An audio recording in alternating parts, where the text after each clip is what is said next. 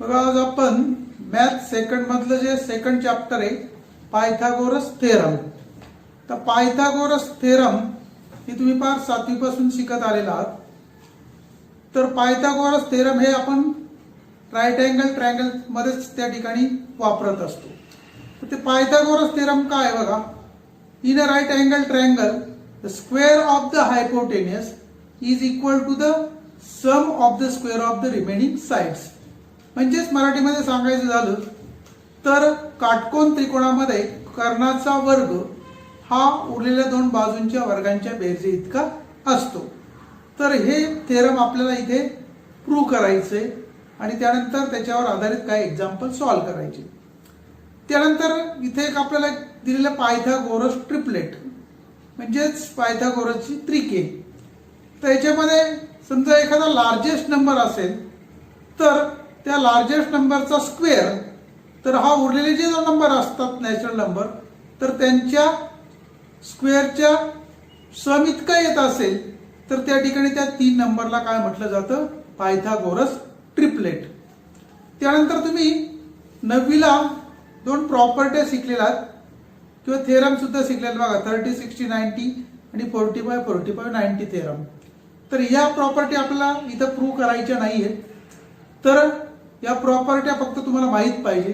आता 30, 30, 60 ची प्रॉपर्टी काय सर्वांना माहिती आहे की in acute angle of a right angle triangle 30, 60 then the side opposite to 30 angle is equal to the half of the hypotenuse. म्हणजे 30च्या अपोजिटची साइड काय असते, हायपोटेनियसच्या हाफ असते आणि side opposite to 60 angle is √3/2 times the hypotenuse. म्हणजे 60 डिग्रीच्या अपोजिटची जी side असते ती ही हायपोटेनियसच्या किती टाइम असते, √3/2 टाइम्स. तर हिला आपण काय म्हणतो 30, 60 आणि 90 प्रॉपर्टी. त्यानंतर पुढची एक प्रॉपर्टी तुम्ही शिकलेला बघा 9वीला 45, 45, 90.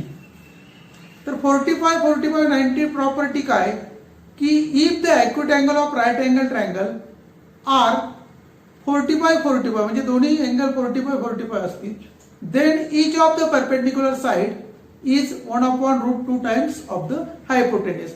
म्हणजे त्यांचे जे दोन रिमेनिंग साइड असतात परपेंडिक्युलर त्या हायपोटेनिसचे किती पट असतात, 1/√2 टाइम्स.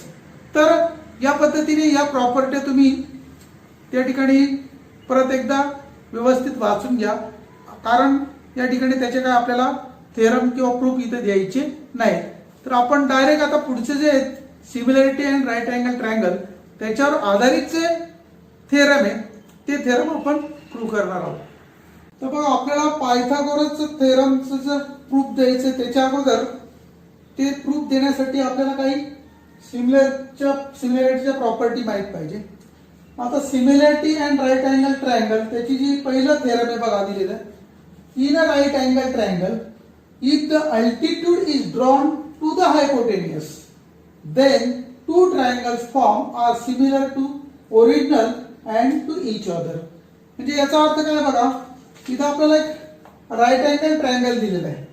तर या राईट अँगल ट्रायंगल मध्ये त्याचा जो अल्टिट्यूड आहे, अल्टिट्यूड कुठे काढलेला आपण हायपोटेनियसवर, मग त्या अल्टिट्यूड मुळे जे दोन ट्रायंगल तयार होतात बघा, ही दोन्ही ट्रायंगल हे सिमिलर टू इच अदर असतात आणि त्याशिवाय ही दोन्ही ट्रायंगल जो ओरिजिनल ट्रायंगल एबीसी याच्याशी सुद्धा ते काय असतात, सिमिलर असतात. हे आपल्याला इथं काय करायचं, प्रूव्ह करायचं. मग आता इथं प्रथम आपण काय करतो, थेरम लिहिताना गिवन काय काय गोष्टी दिलेल्या आहेत बघा. आपल्याला फिगर दिसते, फिगर मध्ये काय काय दिलेले आपल्याला की एबीसी हा काय एक राईट अँगल ट्रायंगल दिलेला आहे. त्यानंतर बीडी हा काय दिलेला आहे, अल्टिट्यूड आहे म्हणजे बीडी परपेंडिक्युलर काय दिलेला आहे, AC.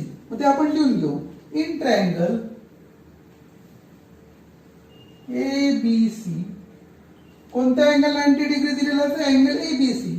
Angle ABC equal to 90 degree. त्यानंतर हा जो अल्टिट्यूड आहे तो कशाला परपेंडिक्युलर आहे, AC ला आहे. म्हणजे segment BD perpendicular segment AC हे आपल्याला दिलेलं आहे. त्यानंतर हा जो डी आहे हा ए अँड सी च्या दरम्यान आहे, म्हणजेच D is in between A and C. इथं आपल्याला प्रूव्ह काय करायचंय की या अल्टिट्यूड मुळे हे जे दोन ट्रायंगल तयार होत आहेत हे दोन्ही ट्रायंगल ओरिजिनल ट्रायंगलशी सिमिलर असणार आहे आणि दोघं एकमेकांशी सुद्धा कसे असणार आहे, सिमिलर असणार आहे. मग टू प्रूव्ह आपल्याला 3 प्रूव्ह इथं करायचे आहेत बघा. मग पहिलं प्रूव्ह काय आहे की ट्रायंगल ए कोणता दिसतो, एडीबी. ट्रायंगल एडीबी हा कोणाशी आपल्याला सिमिलर दाखवायचा आहे, ओरिजिनल ट्रायंगलशी. सिमिलर ट्रायंगल एबीसी हे पहिलं प्रूव्ह द्यायचं. त्यानंतर दुसरा ट्रायंगल कोणता तयार होतो बघा खालचा, BDC. Triangle BDC similar triangle, तो सुद्धा कोणाशी सिमिलर दाखवायचा, ओरिजिनल ट्रायंगलशी, एबीसी. त्यानंतर हे दोन ट्रायंगल तयार होतात, एडीबी आणि बीडीसी, हे सुद्धा आपल्याला सिमिलर दाखवायचे. Triangle ADB similar triangle BDC. इकडे दिसतात बघा, हा एक ट्रायंगल एडीबी आणि दुसरा कोणता आहे, बीडीसी. हे दोन्ही ट्रायंगल आपल्याला परस्परांचे सिमिलर दाखवायचे आहे. मग आता इथे आपल्याला काय करायचं, प्रूफ द्यायचं याचा. प्रूफ देण्यासाठी बघा आपल्याला काय करावं लागेल, आपण अगोदर कोणते दोन ट्रायंगल विचारात घेऊ जे आपल्याला सिमिलर दाखवायचे, एडीबी आणि एबीसी. मग in triangle ADB and triangle ABC, हे दोन ट्रायंगल सिमिलर आपल्याला कशा पद्धतीने दाखवता येतील. तर बघा याच्यामध्ये काय काय गोष्टी आपल्याला दिसतात बघा. तर या अँगलचा जर विचार केला आपण, अँगल एडीबी आणि अँगल एबीसी हे दोघे काय 90 डिग्री, इच 90 degree. Angle DAB sorry ADB congruent angle ABC काय ते इच 90 डिग्री, दोन्ही 90 डिग्री. त्यानंतर हा एक अँगल विचारात घ्यावा, कोणता अँगल बघा. हा जर ट्रायंगल घेतला आपण डीएबी आणि एबीसी, तर ए हा आपल्याला काय दिसतोय, कॉमन दिसतोय. मग अँगल डीएबी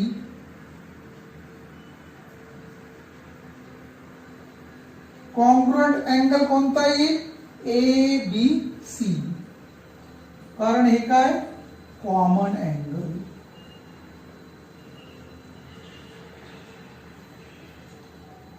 आता दोन जर अँगल आपण जर कॉन्ग्रुएंट दाखवले त्याचा अर्थ ए टेस्ट नुसार दोन्ही ट्रायंगल काय झाले, सिमिलर.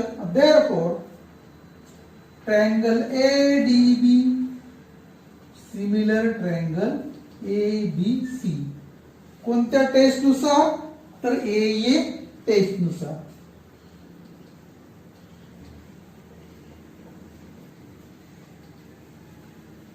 आता आपण हे दोन ट्रायंगल सिमिलर दाखवले, तसंच आता कोणते दाखवायचे आपल्याला, बीडीसी आणि एबीसी हे सिमिलर दाखवायचे.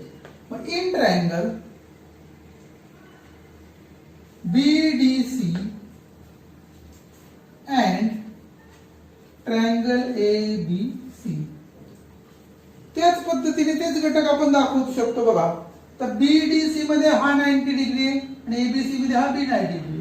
मग angle BDC congruent angle ABC each 90 degree.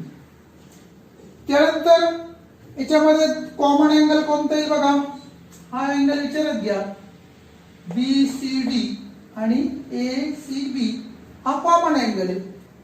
Angle DCB congruent angle काय एसीबी, हे काय कॉमन अँगल.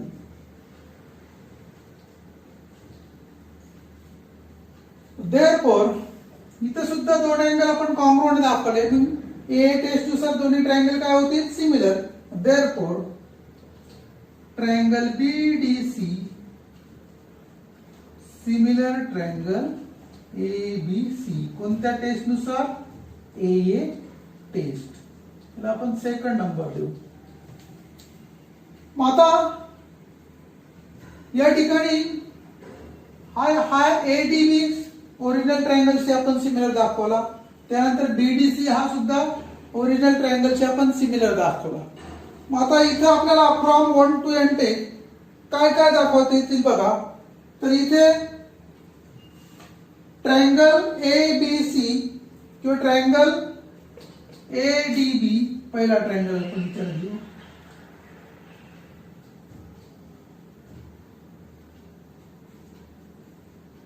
सिमिलर ट्रायंगल कोणता येईल मग? BDC. सिमिलर ट्रायंगल कोणता येईल? ABC. म्हणजे तिन्ही ट्रायंगल परस्परांशी काय येणार आहे? सिमिलर येणार आहे. म्हणजेच याच्यावरून आपल्याला या ठिकाणी हे प्रूफ सहजपणे देता येईल की याला कोणती टेस्ट म्हणतात? ट्रान्झिस्टिव्हिटी. ट्रान्झिस्टिव्हिटी याचा अर्थ काय? जर पहिला ट्रायंगल दुसऱ्याशी सिमिलर असेल आणि दुसरा ट्रायंगल तिसऱ्या ट्रायंगलशी सिमिलर असेल तर हे तिन्ही ट्रायंगल परस्परांशी काय असतात? सिमिलर असतात. तर या टेस्टला नंतर ट्रान्झिस्टिव्हिटी. अशा पद्धतीने आपल्याला या थेरमचं काय देता येईल? प्रूफ देता येईल. यानंतर आपण पुढचं थेरम बघू. Theorem of geometric mean. In a right angle triangle the perpendicular segment to the hypotenuse from the opposite vertex is the geometric mean of the segments into which the hypotenuse is divided. म्हणजे बघा हा एक right angle triangle दिला आपल्याला PQR. त्याच्यामध्ये एक perpendicular segment आपण काढलेली ते हायपोटेन्यूसवर कुठून? अपोजिट वर्टेक्स पासून. तर ही जी परपेंडिक्युलर सेगमेंट आपण काढतो तर ही त्या ठिकाणी काय असणार आहे? Geometric mean of the segment into which the hypotenuse is divided.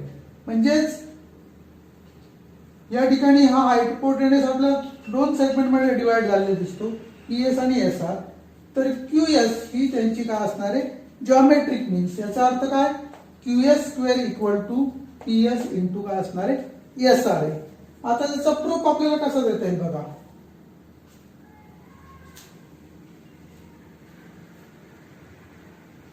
In triangle PQR इथे आपल्याला काय दिलेलं आहे की सेगमेंट QS परपेंडिक्युलर हायपोटेन्यूस काय दिलेला आहे? PR. मग आता इथे हे दोन ट्रायंगल विचारात घ्या.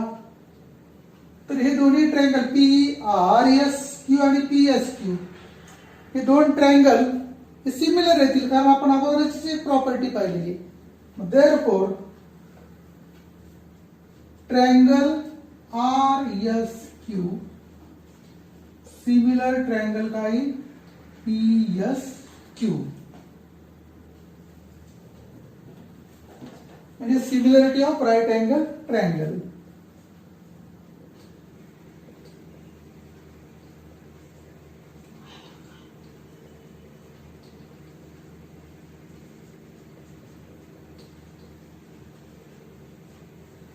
हे दोन ट्रायंगल जर सिमिलर असतील तर त्यांच्या करस्पॉन्डिंग साइड जे असतील ते करस्पॉन्डिंग साइड सुद्धा कसे असणार आहेत? सिमिलर येणार आहेत. मग therefore QS upon PS is equal to काय येईल? की SR अपॉन SQ.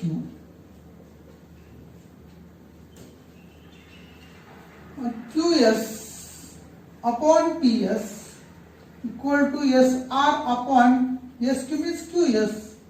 आणि इथे जर क्रॉस मल्टिप्लिकेशन केलं आपल्याला काय? QS इंटू QS काय? QS square equal to PS into SR. बघा QS square equal to PS into SR. म्हणजेच देअरफॉर सेगमेंट कोणती सेगमेंट आपल्याला देईल?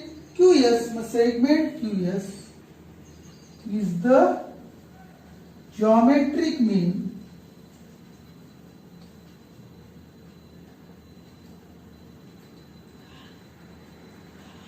is the geometric mean of segment TS